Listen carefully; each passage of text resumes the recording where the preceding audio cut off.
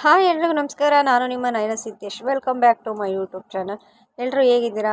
ನೀವು ಚೆನ್ನಾಗಿದ್ದೀರಾ ಅಂತ ನಾನು ಭಾವಿಸ್ತೀನಿ. ನಾವು ತುಂಬ ಚೆನ್ನಾಗಿದ್ದೀವಿ. ಇವತ್ತು ಸ್ಪೆಷಲ್ ಏನಪ್ಪ ಅಂದರೆ ಉತ್ತರ ಕರ್ನಾಟಕದ ಶೈಲಿಯಲ್ಲಿ ಮಾಡುವಂಥ ಹೆಸರುಕಾಳು ಪಲ್ಯ ನಾನು ನಿಮಗೆ ತೋರಿಸ್ತಾ ಇದ್ದೀನಿ. ಇದು ದೋಸೆ ಜೊತೆಗೆ, ಪೂರಿ ಜೊತೆಗೆ, ಅನ್ನದ ಜೊತೆಗೆ ಮತ್ತು ಮುದ್ದೆ ಜೊತೆಗೆ ಎಲ್ಲ ಥರನೂ ಚೆನ್ನಾಗಿರುತ್ತೆ. ಸೊ ಅದಕ್ಕೆ ನಾನು ನಿಮಗೆ ಇಲ್ಲಿ ಇವತ್ತು ಮಾಡಿ ತೋರಿಸ್ಬಿಡೋಣ ಅಂತೇಳಿ ಮಾಡ್ತಾಯಿದ್ದೀನಿ. ಸೊ ಯಾರೆಲ್ಲ ಫಸ್ಟ್ ಟೈಮ್ ವೀಡಿಯೋ ನೋಡ್ತಿದ್ರೆ ದಯವಿಟ್ಟು ಸಬ್ಸ್ಕ್ರೈಬ್ ಮಾಡಿ, ಶೇರ್ ಮಾಡಿ, ಕಮೆಂಟ್ ಮಾಡಿ, ಲೈಕ್ ಮಾಡಿ. ಪೂರ್ತಿ ವೀಡಿಯೋನ ಕೊನೆವರೆಗೂ ನೋಡಿ. ಮೊದಲಿಗೆ ನಾನಿಲ್ಲಿ ಒಂದು ಕುಕ್ಕರಲ್ಲಿ ಹೆಸರು ಕಾಳನ್ನ ನೀಟಾಗಿ ತೊಳೆದ್ಬಿಟ್ಟು ಇದನ್ನು ನಾನು ಬೇಯಿಸ್ತಾ ಇದ್ದೀನಿ. ಒಂದು 4ರಿಂದ 5 ವಿಸಲ್ ಹೊಡೆಸ್ಬೇಕು. ಮತ್ತು ಏನಪ್ಪ ಅಂದರೆ ಅದಕ್ಕೆ ಸ್ವಲ್ಪ ಎಣ್ಣೆ, ಉಪ್ಪು, ಅರಿಶಿನ ಪುಡಿ ಹಾಕಿ ಬೇಯಿಸ್ಕೊಂಬಿಡಿ. ನಾನು ಇವತ್ತು ಬ್ಯುಸಿ ಸ್ವಲ್ಪ, ಅಷ್ಟು ವೀಡಿಯೋ ಮಾಡೋಕ್ಕೆ ನನಗೆ ಟೈಮು ಸಿಗ್ತಾ ಇರಲಿಲ್ಲ.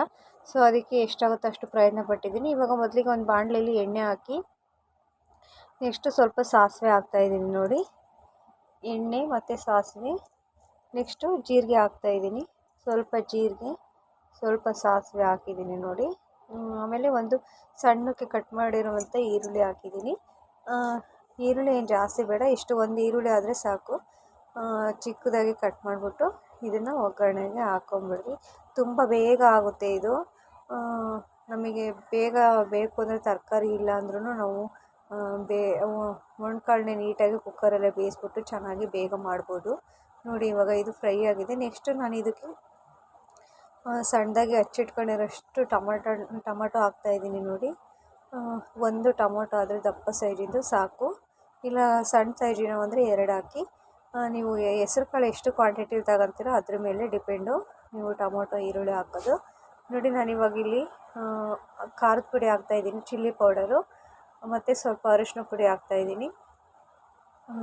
ಲೋ ಫ್ಲೇಮಲ್ಲಿ ಇಟ್ಕೊಂಡೆ ಇವನ್ನೆಲ್ಲ ಪೌಡ್ರುಗಳು ಹಾಕ್ರಿ. ನೆಕ್ಸ್ಟು ಗರಂ ಮಸಾಲ ಹಾಕ್ತಾಯಿದ್ದೀನಿ. ನೆಕ್ಸ್ಟು ನಾನಿವಾಗ ಇದಕ್ಕೆ ಪೆಪ್ಪರ್ ಪೌಡ್ರ್ ಹಾಕ್ತಾಯಿದ್ದೀನಿ. ಸ್ವಲ್ಪ ಧನಿಯಾ ಪೌಡ್ರ್ ಹಾಕಿ. ಇಲ್ಲಿ ನಾನಿವಾಗ ಧನಿಯಾ ಪೌಡ್ರ್ ಹಾಕಿದ್ದೀನಿ. ಇವಾಗ ನೆಕ್ಸ್ಟು ಪೆಪ್ಪರ್ ಪೌಡ್ರ್ ಹಾಕ್ತಾಯಿದ್ದೀನಿ ನೋಡಿ. ಸ್ವಲ್ಪ ಇದು ಲೋ ಫ್ಲೇಮಲ್ಲೇ ಬೇಯಿಸ್ಬೇಕು, ಯಾಕೆಂದರೆ ಸೀದೋಗ್ಬಿಡುತ್ತೆ. ಇಷ್ಟ ಆದರೆ ಸಾಕು, ಇದೇನು ಜಾಸ್ತಿ ಮಿಕ್ಸ್ ಆಗೋದು ಬೇಡ. ಸ್ವಲ್ಪ ಈರುಳ್ಳಿ ಜೊತೆಗೆ ಮಿಕ್ಸ್ ಮಾಡಿಬಿಟ್ರೆ ಸಾಕು, ಯಾಕಂದರೆ ಏನೋ ಕುದಿಬೇಕಲ್ಲ. ಸೊ ದಿಢೀರನಾಗೆ ಉತ್ತರ ಕರ್ನಾಟಕದ ಶೈಲಿಯಲ್ಲಿ ಮಾಡ್ಬೋದು. ನೆಕ್ಸ್ಟ್ ನಾನಿಲ್ಲಿ ಜಜ್ಜಿಟ್ಕೊಂಡಿರೋಂಥ ಬೆಳ್ಳುಳ್ಳಿ ಮತ್ತು ಸ್ವಲ್ಪ ಕರಿಬೇವು ಸೊಪ್ಪು ಹಾಕ್ತಾಯಿದ್ದೀನಿ ನೋಡಿ. ಇಷ್ಟ ಆದರೆ ಸಾಕು ಇದು. ಇವಾಗ ನೆಕ್ಸ್ಟು ನಾವು ಹೆಸ್ರು ಕಾಳು ಬೇಯಿಸಿರ್ತೀವಲ್ಲ ಅದನ್ನು ಹಾಕೋಣ ಇದಕ್ಕೆ ಕುಕ್ಕರಲ್ಲಿ. ಇದು ಸ್ವಲ್ಪ ಹೊಟ್ಟೆ ಹೊಡೆಯೋಂಗೆ ಬೇಯಿಸ್ಬೇಕು ನೀವು. ಒಂದು 4ರಿಂದ 5 ವಿಸಲ್ ಕಂಪಲ್ಸರಿ ನೀವು ಇದನ್ನು ಬೇಯಿಸಲೇಬೇಕು ಹೆಸ್ರು ಕಾಳು. ಹಂಗಾದರೆ ಇದು ತುಂಬ ಚೆನ್ನಾಗಿ ಟೇಸ್ಟಿಯಾಗಿ ಬರುತ್ತೆ.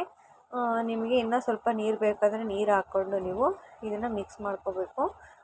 ಇಲ್ಲ ಇಷ್ಟೇ ಸಾಕಂದರೆ ಇಷ್ಟೇ ಬೇಕು. ಪಲ್ಯ ರೀತಿ ಬೇಕಂದರೆ ನೀವು ಪಲ್ಯ ರೀತಿ ಗಟ್ಟಿ, ಇದು ಕುದೀತಾ ಗಟ್ಟಿ ಆಗುತ್ತೆ. ಮಸಾಲೆ ಎಲ್ಲ ಕುದಿಬೇಕಲ್ಲ, ಗಟ್ಟಿ ಆಗುತ್ತೆ. ನೆಕ್ಸ್ಟು ನಾನು ಇದಕ್ಕೆ ಉಪ್ಪು ಹಾಕ್ತಾಯಿದ್ದೀನಿ.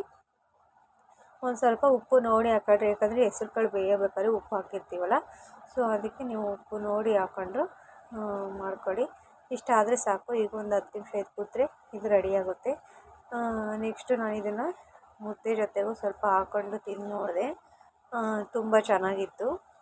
ಇದು ಉತ್ತರ ಕರ್ನಾಟಕದ ಚಟ್ನಿ ಮಾಡಿದ್ದೀನಿ, ಅದನ್ನು ಈ ರೆಸಿಪಿನ ಶೇರ್ ಮಾಡ್ತೀನಿ.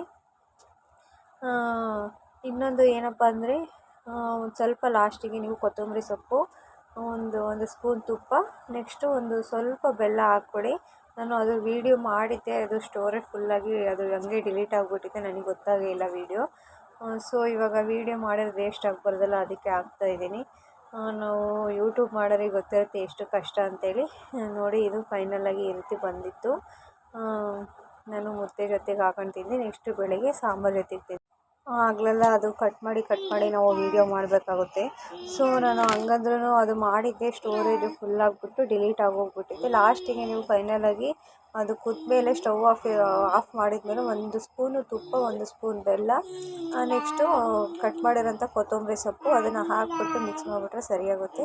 ನೆಕ್ಸ್ಟು ದೋಸೆ ಜೊತೆಗೆ ಇದು ತುಂಬ ಚೆನ್ನಾಗಿತ್ತು. ನೆಕ್ಸ್ಟು ವೀಡಿಯೋದಲ್ಲಿ ಸಿಗೋಣ friends. Bye bye, love you all, take care. ವೀಡಿಯೋನ ಕೊನೆವರೆಗೂ ನೋಡಿ, ಹೇಗಿದೆ ಅಂತ ಕಮೆಂಟ್ ಮಾಡೋದು ಮರಿಬೇಡಿ.